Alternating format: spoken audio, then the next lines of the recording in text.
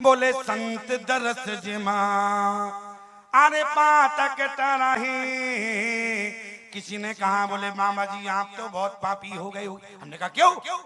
बोले आपको हम प्रणाम करें, हमारे पाप आपके पास ऐसा मत समझना।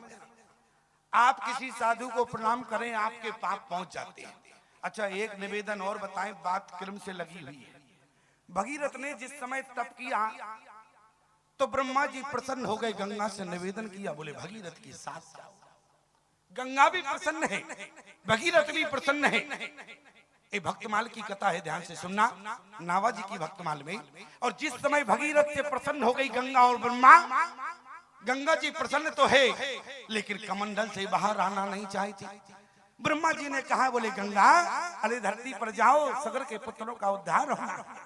गंगा ने कहा बोले ब्रह्मा जी से यदि मैं धरती पर जाऊंगी सगर के पुत्रों का तो उद्धार हो जाएगा, लेकिन वहां के लोग यदि स्नान करने आएंगे, गंगा पवित्र है और स्नान करेंगे तो गंगा अपवित्र हो जाएगी, क्योंकि लोगों के पाप गंगा ले लेती है तो लोग पाप से मुक्त हो जाते हैं, इसलिए गंगा आने को तैयार नहीं है।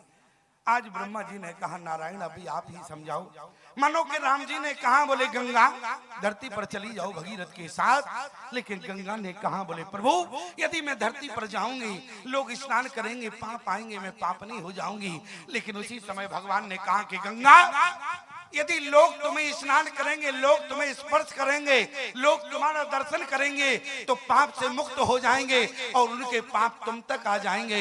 लेकिन गंगा जिस समय लोग स्नान करेंगे तुम्हारा स्पर्श करेंगे लोगों के पाप तुम तक आ जाएंगे। लेकिन चिंता मत करो, धरती पर हमारे प्रतिनिधि बोले कौन? बोले संत हमारा प्रतिनिधि है। लोग जब तुम्हारे स्पर्श करेंगे तो लोगों के पाप तुम तक आएंगे, और जब संत तुम्हें स्पर्श करेंगे तो बोले तुम्हारे पाप संत ले लेगा। अरे तुम्हारे ही पाप नहीं लेता है, गंगा के पाप भी संत के पास चले जाते।